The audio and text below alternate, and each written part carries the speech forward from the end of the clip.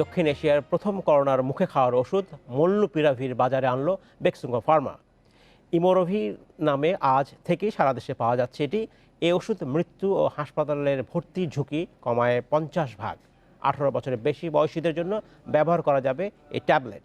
এ নিয়ে বাড্ডা থেকে আমাদের সাথে যোগ দিচ্ছেন বাংলাদেশ সোসাইটি অব মেডিসিনের মহাসচিব এবং মুগদা মেডিকেল কলেজ হাসপাতালের অধ্যক্ষ অধ্যাপক ডাক্তার আহমেদুল কবির।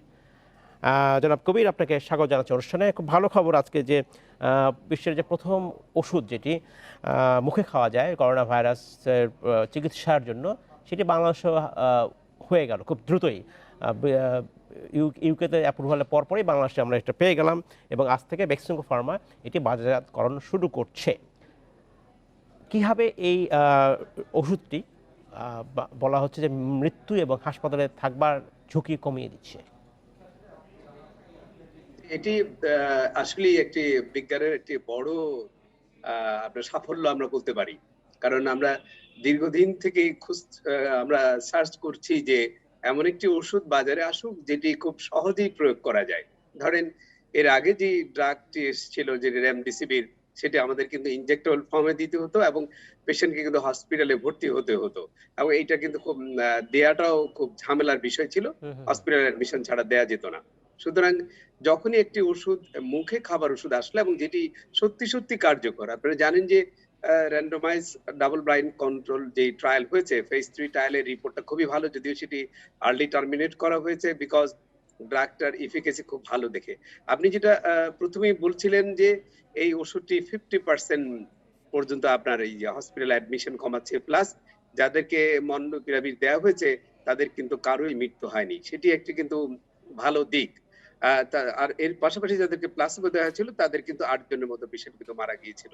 সুতরাং এই জায়গাটা একটা ইম্পর্টেন্ট বিষয়। 29 ডেজ ফলো আপ করবার পরে এই এফেক্টটা পাওয়া গেছে। আর এই ওষুধটির সবচেয়ে বড় দিক যেটা হচ্ছে যে এইটা ভাইরাসের যে আরএনএ সেটাকে এক্সপ্লয়েট করে মিউটেশন করে এমন একটি জায়গায় নিয়ে যায় যে ভাইরাস আর সেলফ যে রেপ্লিকেশন সেটি করতে পারে না, এবং সরাসরি এটি একটি ওরালি অ্যাক্টিভ অ্যান্টিভাইরাল ড্রাগ, এটি কোনো অ্যান্টিবডি নয়।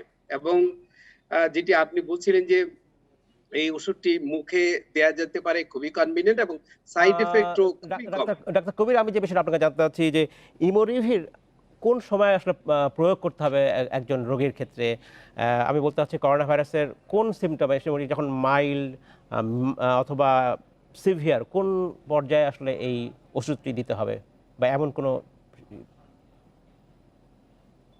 জি, আপনি যেটা বলছিলেন যে কোন সময় দিতে হবে, সেটি হচ্ছে যে আমার ধরেন কারো ইলনেস হলো, প্রথম হচ্ছে তাকে কিন্তু কনফার্ম কোভিড হতে হবে। That is RTPCR must be positive. Positive হওয়ার পরে উপসর্গ তাকে থাকতে হবে। আপনি সিমটমবিহীন লোককে কিন্তু আমি মলনুপিরাভির অ্যাডভাইস করতে পারবো না। খুব একটু কেয়ারফুল হতে হবে যাতে ওষুধটি মিস ইউজ না হয়। আপনার কারো উপসর্গ নেই, তাকে কিন্তু আমি আরটিপিসিআর পজিটিভ হলেও দিচ্ছি না। এখন ধরেন উপসর্গ হলে পরেও 5 ডেজ এর মধ্যে ওষুধটা ব্যবহার করা উচিত, যেহেতু এটি অ্যান্টিভাইরাল ড্রাগ। ভাইরাল রিপ্লিকেশন কিন্তু 5 দিনের পরে এমনিতেই কমে যায়। সুতরাং 5 দিনের পরে এই ওষুধটি প্রয়োগ করলে খুব বেশি লাভ হবে না।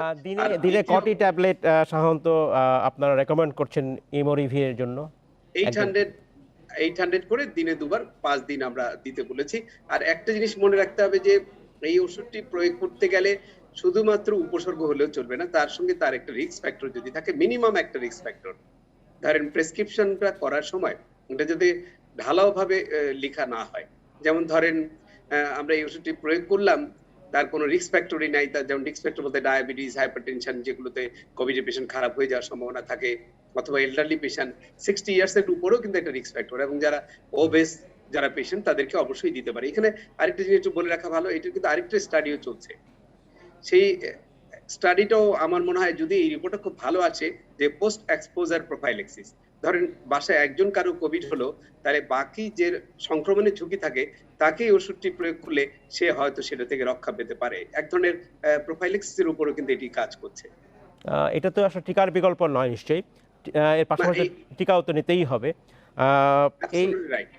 আপনি ঠিকই বলছেন। ইমোরিভির আসলে দাম কেমন হবে, বা দাম কেমন হবে সেটা আসলে সাধারণ রোগীদের হাতের নাগালে থাকবে কিনা? হ্যাঁ, এইটা একটা ভালো প্রশ্ন করেছেন। আমরা যেটা খুবই আশাব্যঞ্জক জায়গা আছে আমাদের বাংলাদেশে যে ফার্মাসিউটিক্যালস রয়েছে, জি। যারা আজকে বেক্সিমকোর কথা বললেন বা অন্যান্য ফার্মাসিউটিক্যালস যারা আজকে ওষুধটি নিয়ে এসছে।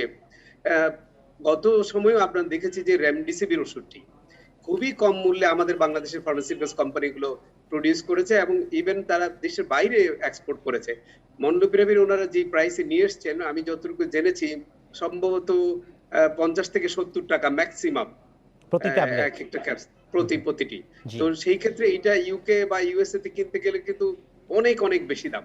তা আমাদের এখানে ম্যানুফ্যাকচারড হওয়ার পরে যদি বাইরে এটাকে এক্সপোর্ট করা যায়, কারণ বাইরে কিন্তু এটার হিউজ ডিমান্ড আছে, সেটাও কিন্তু একটি ভালো দিক বলে মনে করি। আর ফার্মাসিউটিক্যালস কোম্পানিগুলো খুব প্রম্পট অ্যান্ড প্রোঅ্যাক্টিভ। তারা কিন্তু দেখেন ইউকে তে আ হওয়ার সাথে, সাথে কিন্তু আমাদের দেশে তারা ডিজিটি তে অ্যাপ্রুভাল নিয়ে তারা ওষুধটি বাজারজাত করেছে।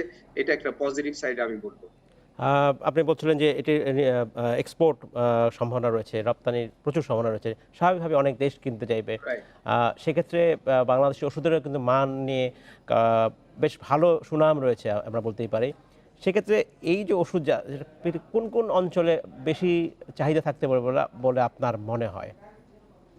এই ওষুধটি বিশেষ করে ডেভেলপ কান্ট্রিতেই বেশি চাহিদা। এখন ইংল্যান্ড এবং ইউএস এর অবস্থা কিন্তু খুবই খারাপ অবস্থা। আপনি আ দেখবেন যে ২-১ দিন আগেও তাদের ১,০০০ থেকে ১,২০০ পর্যন্ত ডেথ হয়েছে ইউএস তে। এবং জি, কেস নাম্বার কিন্তু অনেক বেশি, কমছে না। ইউকে তে বলেন, অন্যান্য জায়গায় ইউরোপের বিভিন্ন দেশেও কিন্তু একেবারেই দাবিয়ে বেড়াচ্ছে কোভিড। সেখানে কিন্তু কমার কোনো লক্ষণ নেই। যদিও তারা ভ্যাকসিন নিয়েছে। হুম, ইভেন ভ্যাকসিন নেয়ার পরেও তারা আক্রান্ত হচ্ছে। কিন্তু আপনি কিন্তু মাঝখানে একটা খুব ভালো কথা বলেছেন। করোনার যেই একটা ট্রেড কিন্তু আরেকটা ট্রেড দিয়ে কভার করার বিষয় নয়। ভ্যাকসিন কিন্তু ম্যান্ডেটরি দিতেই হবে। জি, কারণ যে জিনিসটি স্পষ্টভাবে আমরা বলতে চাই যে ধরেন আমাদের রোগ প্রতিরোধ ক্ষমতা যদি আমরা ভ্যাকসিন দিয়ে করতে পারি সেটা জি। সবচেয়ে ভালো। আপনি ইল হন বা সিক হন তো আমরা চাচ্ছি না। সিক হয়ে কিউরেটিভ ইনটেন্ট এ যাওয়ার চেয়ে প্রোফাইলেক্টিভ টা বরং পাশাপাশি নিয়ে যেতে হবে। অনেক ধন্যবাদ ডাক্তার আহমেদুল কবির আমাদের সাথে থাকবার জন্য।